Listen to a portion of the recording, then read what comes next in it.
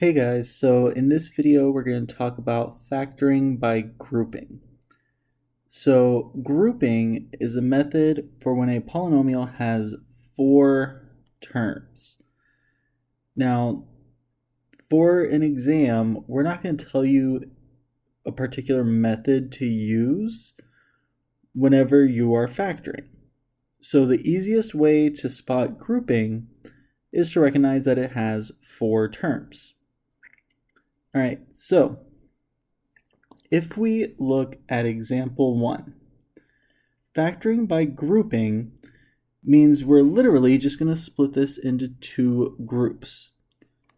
The first two terms are going to go into one group. The last two terms are going to be in another group. Now, for each of these groups, what we're going to do is factor out the GCF. So for the first group, the GCF of x squared and 2x would just be x. So we put x on the outside and then divide this off. So x squared divided by x is just x. 2x divided by x would be plus 2. That's the first one done. For our second group, the GCF would be 6. So since it's positive, we're going to put plus 6, and then in the parentheses, we're going to have 6x divided by 6. The 6's just cancel out. We're left with x, and 12 divided by 6 is going to be plus 2. Now, here's the important part for grouping. You need to make sure that the insides of the parentheses match. All right, that's the most important thing. At this point, if your parentheses don't match, it probably means that you messed up whenever you were taking a GCF out. So go back and look at your GCF if they don't match. But as long as these two match, then essentially what we're going to do is just factor out the GCF one more time. Since the x plus 2 in each one is a GCF because it's common to both of them, we can factor that out. The x plus 2 is going to come off to the side. And when we divide each of these by x plus 2, it'll get rid of it,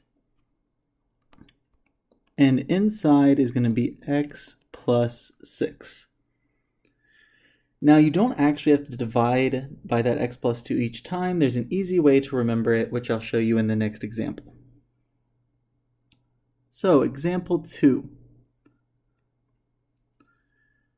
So again, we start off by splitting this into two groups.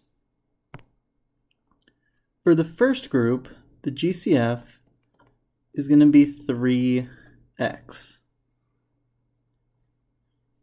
So the 3x comes off to the side, and then 9x squared divided by 3x is going to be 3x. 6x divided by 3x will be plus 2. And now we can move on to the second group. For the second group, the GCF is going to be 5. So we're going to have plus 5. Sorry, I should keep my color coding the same. Plus 5. And then when we divide that off, we're going to have 3x plus 2. All right, now the insides match. So here's the easy way to remember it. When we're at this point, all we care about is the insides, which is this parts that are underlined in red, and what we're going to call the leftovers. It's everything that's left over if you ignored the insides of the parentheses. Okay, so the way to write your answer at this point is always going to be the insides in one set of parentheses, your leftovers in another. So in this case, our insides are the 3x plus 2. Our leftovers, again, are these parts right here. So that is 3x plus 5. And that's our answer. All right, so for example 3, again, always start splitting it into two groups. So for the first group, our GCF is going to be 6x. So if we take the 6x out, then 30x squared divided by 6x will be 5x. 18x divided by 6x, the x's just cancel out, and we're left with just plus 3. For the second group, the GCF of 35x and 21 is going to be 7. So we're going to have plus 7 times 35x divided by 7 is going to be 5x. And 21 divided by 7 will be plus 3. So again, our insides match. So that's what goes into one parentheses. 5x plus 3. And then our leftovers are going to go in the other parentheses. 6x plus 7.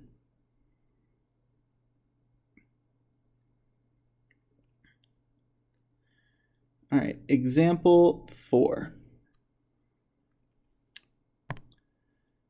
First group, second group. For the first group, we have a GCF of x, so we factor out that GCF.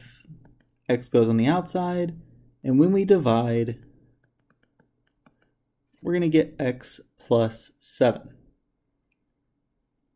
Now, for the second group, what do x and 7 have in common? Well, it would just be 1. So we're going to have plus 1 times, dividing by 1 doesn't change anything, so we just have x plus 7 again.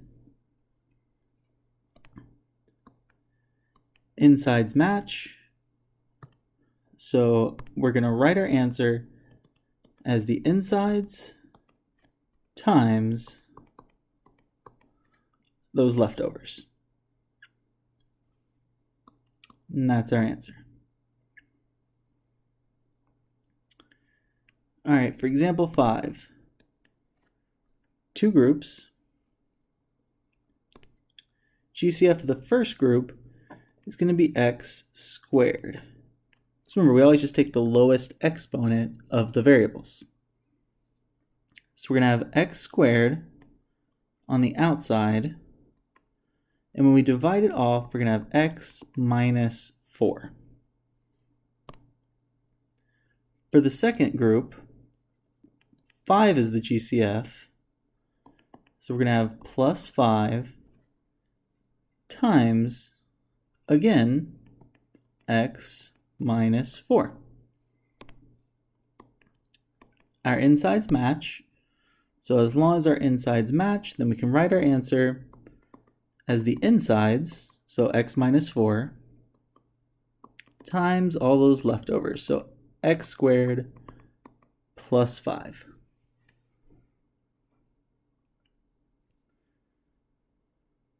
For example 6, so two groups. For the first group, the GCF would just be p.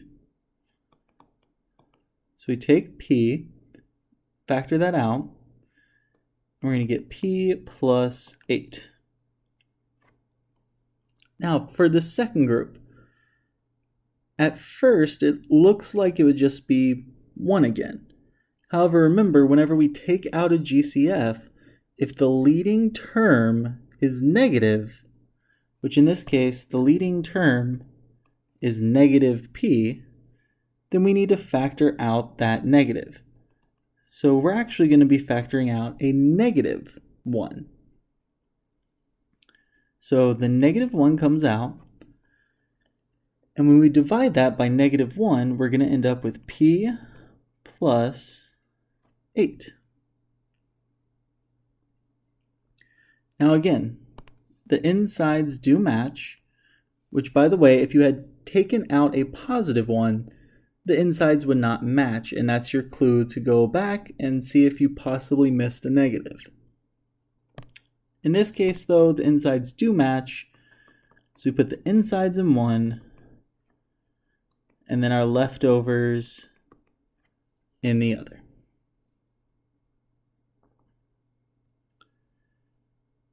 All right, example 7. So for example 7, started out the same exact way. So first group, second group. For the first group, our GCF is going to be 5x. For the second group, our GCF will be negative 2. Don't forget that negative. So 5x, whenever we divide, we're going to get just x minus 3. For the second group, when we divide by negative 2, so the negative 2 comes out, we're going to get negative 2x divided by negative 2 is x, and then 6 divided by negative 2 is negative 3. So insides match. So our final answer is the insides, x minus 3, times those leftovers, 5x minus 2.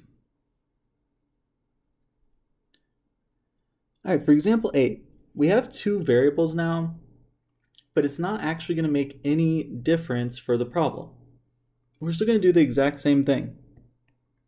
So starting off with just making those 2 groups.